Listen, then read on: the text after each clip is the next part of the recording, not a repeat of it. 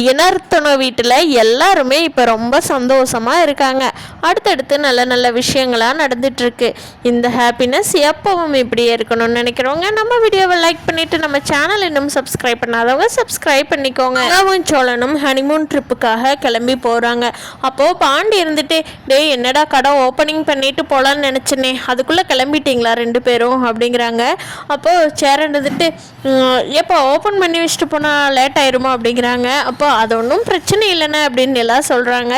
சோழன் சொல்கிறாரு, அண்ணே இப்போவே பாரு கொஞ்சம் லேட் ஆயிடுச்சு, நிலா வேறு ரொம்ப நேரம் தூங்குனதுனால நான் எழுப்பலை, தூங்கி எந்திரிக்கட்டும் அப்புறம் கூட்டிகிட்டு போயிடலான்னு சொல்லி, அதனால் இப்போவே லேட் ஆயிடுச்சு. நான் என்ன ஓப்பனிங்க்கு வந்தால் அங்கே வந்த உடனே கிளம்ப முடியாது இல்லையா, நம்மளாம் ரிப்பன் கட் பண்ண போகிறோம், ரொம்ப லேட் ஆயிரும், அதனால் அங்கே போய் சேர்றதுக்கே ரொம்ப லேட் ஆயிரும்ண்ணே, நாங்கள் கிளம்புறோம், நீங்களாம் பார்த்துக்குங்க.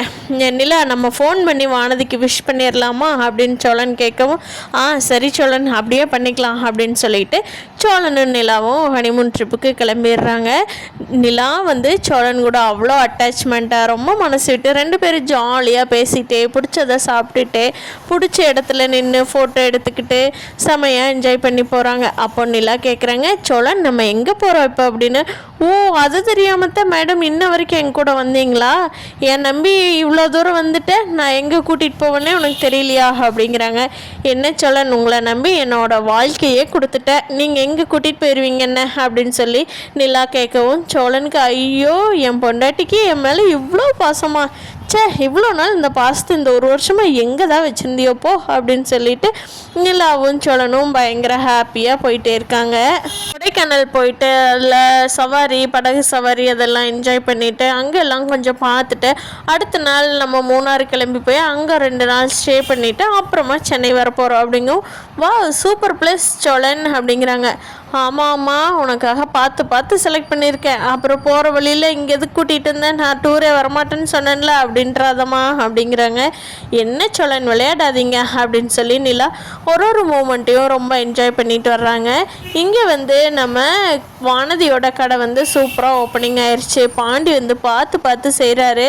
அப்போது வானதி பாண்டிகிட்ட, பாண்டி நம்ம 2 பேரும் ரிப்பன் கட் பண்ணிடலாமா, ஓப்பனிங் டைம் ஆயிடுச்சு அப்படின்னு சொல்லவும் பாண்டி சொல்கிறாங்க, இல்லை வானதி உங்கள் அம்மா அப்பா தான் ரிப்பன் கட் பண்ணி இந்த கடையை ஓப்பன் பண்ணணும், உங்கள் அப்பா தானே இதுக்கு உண்டான பணம் எல்லாமே ஏற்பாடு பண்ணி கொடுத்தாரு, இவங்களோட ஆசீர்வாதம் இருந்தால் தான் கடை நல்லபடியாக நடக்கும் வானதி, அவங்கள விட உன்னை நல்லா இருக்கணும்னு நினைக்கிறாங்க, வேறு யார் இருப்பாங்க, உங்கள் அம்மா அப்பாவே ரிப்பன் கட் பண்ணட்டும், நம்ம பக்கத்தில் நின்றுக்கலாம் அப்படின்னு சொல்லி பாண்டி சொல்லவும், சரி பாண்டி உண்மைதான் இதுவும் அப்படின்னு சொல்லிட்டு அவங்க அம்மா அப்பாவை கூப்பிட்றாங்க வானதி. அப்போ வானதியோட அம்மா சொல்கிறாங்க, பாத்தியா உன் பொண்ணுக்கு கூட நம்ம நினப்பு வரல, அந்த பையன் சொல்லித்தான் நம்மளை கூப்பிட்றா, சரி எப்படியோ அந்த பையன் நம்ம பொண்ணை நல்லபடியாக பார்த்துக்குவான்னு நம்பிக்கை இருக்கியா, வா சந்தோஷமாக புள்ள இப்போ தான் ஆரம்பிச்சிருக்கிறான், ரிப்பன் கட் பண்ணிவிட்டு அவளோட வேலையை ஸ்டார்ட் பண்ணட்டும் ஏன் அப்படிங்கிறாங்க. ஆமாம் வா கடை ரொம்ப நல்லா போகணும், நல்லா சாமி கும்பிட்டு ரிப்பன் கட் பண்ணடி அப்படின்னு சொல்லி 2 பேரும் சாமி கும்பிட்டு ரிப்பன் கட் பண்ணுறாங்க. வானதியோட அம்மா அப்பா வானதி கிட்ட சொல்கிறாங்க, இங்கே பாருமா வானதி, கடை ஓப்பன் பண்ணிட்டா மட்டும் பத்தாது, நல்லா பொறுப்பாக கவனிச்சுக்கணும், சுருக்குன்னு இந்த மாதிரி வர்ற கோபத்தையெல்லாம் கட் பண்ணிவிட்டு ரொம்ப பொறுப்பாக நிதானமாக செயல்படு, நீயும் ஒரு கடையோட முதலாளி ஆயிட்ட அப்படின்னு சொல்லுவோம். சரி நைனா நான் எல்லாம் பார்த்துக்குவேன் நைனா அப்படின்னு சொல்லி வானதி சொல்கிறாங்க. சரி எனக்கும் வண்டிக்கு நேராச்சு நானும் கிளம்புறேன் அப்படின்னு சொல்லிட்டு கிளம்பிடுறாங்க. இங்கே சேரன் பல்லவன் எல்லாருமே கிளம்பிடுறாங்க. சேரன் வர்ற வழியில் கார்த்திகா வீட்டை பார்க்குறாரு. உள்ள ஒரு மாதிரி ஏதோ அழுகிற சவுண்டு, ஏதோ கத்துற சவுண்டு மாதிரி கேட்குது. ஐயோ என்னமோ நம்ம கார்த்திகா வீட்டுக்குள்ளே என்னமோ சத்தம் கேட்குது, என்னென்னு போய் பார்க்கலாமா அப்படின்னு நினைக்கிறாங்க சேரன். அப்போது இல்லை ரொம்ப அனாவசியமாக உள்ளே போயிட்ட மாதிரி இருக்குமோ வேண்டாமோ அப்படின்னு யோசிச்சுட்டு, இல்லை அவள் கார்த்திகா ஆல்ரெடி கொஞ்சம் மன வருத்தத்தில் இருக்கிறா, இந்த சமயத்தில் நம்ம இக்னோர் பண்ணி போகக்கூடாது, நம்ம போய் பார்த்துருவோம் அது என்ன சத்தம்னு சொல்லி அப்படின்னு சொல்லி சைக்கிள் நிறுத்திட்டு கார்த்திகா வீட்டுக்குள்ளே போய் பார்க்குறாரு சேரன்.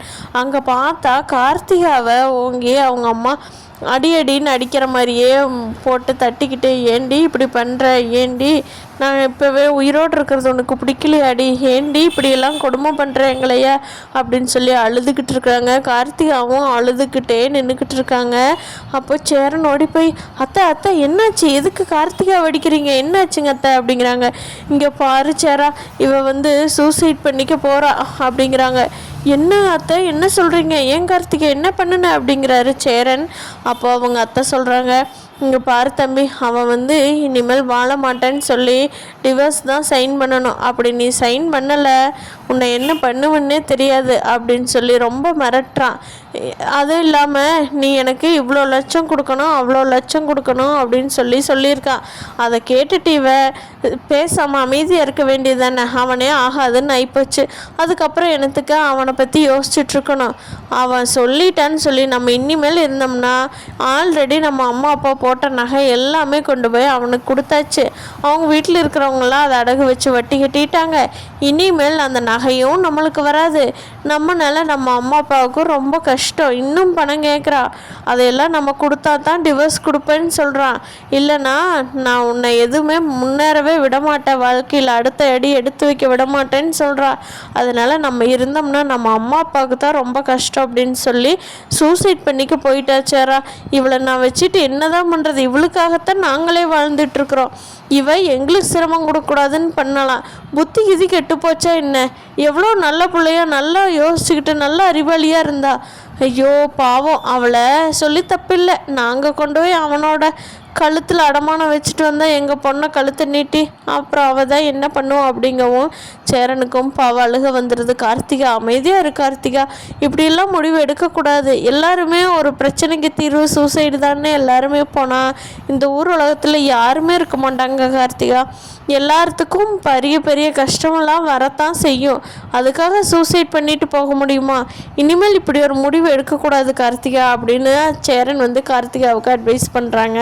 அப்போ வீட்டுக்குள்ளே போன கார்த்திகாவோட அம்மா வந்து, நல்லா சொல்லு தம்பி, நீங்கள் சொன்னால் மட்டும்தான் ஏதோ காது கொடுத்து கேட்குறா. நாங்கள்லாம் சொன்னால் மதிக்கவே மாட்டேங்கிறா. என் வாழ்க்கைக்கு எடுத்தது நீங்கள் தானேன்னு சண்டைக்கு வர்றா. அதுவும் உண்மைதானப்பா. நான் அவளுக்கு பிடிச்ச வாழ்க்கை நாங்கள் அமைச்சு கொடுத்துருந்தோம்னா பணக்காரியாக இல்லாட்டி ரொம்ப சந்தோஷமாக இப்போ இருந்திருப்பா. எங்களுக்கே அது தெரியுது. நாங்கள் பண்ணினதான் அவளோட வாழ்க்கையும் கெடுத்து உங்களுக்கெல்லாம் பண்ணின பாவத்துக்கு நாங்கள் நல்லா அனுபவிக்கிறோம் சேரா அப்படின்னு சொல்லுவோம். அத்தை அதெல்லாம் ஒன்றும் பிரச்சனை இல்லை, அப்படிலாம் நீங்கள் பேசாதீங்க. பெரியவங்க உங்கள் வாயால் அப்படியெல்லாம் என்றைக்குமே பேசாதீங்க அப்படின்னு சொல்லி சேரன் சொல்கிறாங்க. என்ன மாமா, என் வாழ்க்கை இப்படி ஆயிடுச்சே மாமா அப்படின்னு சொல்லி கார்த்திகா திருப்பியும் அழுகவும் சேரன் வந்து கார்த்திகாவுக்கு ஆறுதலாக கார்த்திகாவோட கையை பிடிச்சிக்கிட்டு நல்லதாக சொல்லிகிட்ருக்காங்க. அப்போது அவங்க அம்மா ஒரு மஞ்சள் கலரு தாலி எடுத்து நீட்டுறாங்க. இங்கே பறிச்சேரா, இதை என் பொண்ணு கழுத்தில் கட்டியிருப்பா, உனக்கு புண்ணியமாக போகும். என் பொண்ணும் நான் எங்களை விட்டு போவான்ங்கிற பயம் எங்களுக்கு வராது. நாங்களும் கொஞ்சம் நிம்மதியாக இருப்போம். அவளுக்கும் பிடிச்ச வாழ்க்கை. தம்பி, இது வரைக்கும் நடந்துருது எது நடந்திருந்தாலும் எங்களை மன்னிச்சு ஏற்றுக்கோப்பா. என் பொண்ணு கழுத்தில் இந்த தாலியை கட்டுப்பா அப்படின்னு சொல்லி கார்த்திகாவோடம்மா தாலியை நீட்டவும் அதை பார்த்த கார்த்திகாவுக்குமே ஷாக் ஆயிடுச்சு. சேரனுக்கு அதை விட ஷாக் ஆயிடுச்சு. ஆல்ரெடி சேரனுக்கு கொடுக்க மாட்டேன்னு சொன்னவங்க இப்போ வந்து தாலியை நீட்டுறாங்களே, ஐயோ இதை நான் என்ன பண்ணுறதுன்னு தெரியலையே அப்படின்னு சொல்லி சேரன் பயங்கரமாக புலம்புறா. சேரன் கார்த்திகாவோட கழுத்தில் தாலி கட்டுவாரா இல்லை அவாய்ட் பண்ணிடுவாரா அப்படிங்கிறத நீங்கள் கீழே கமெண்ட் பண்ணுங்கள். தேங்க்யூ.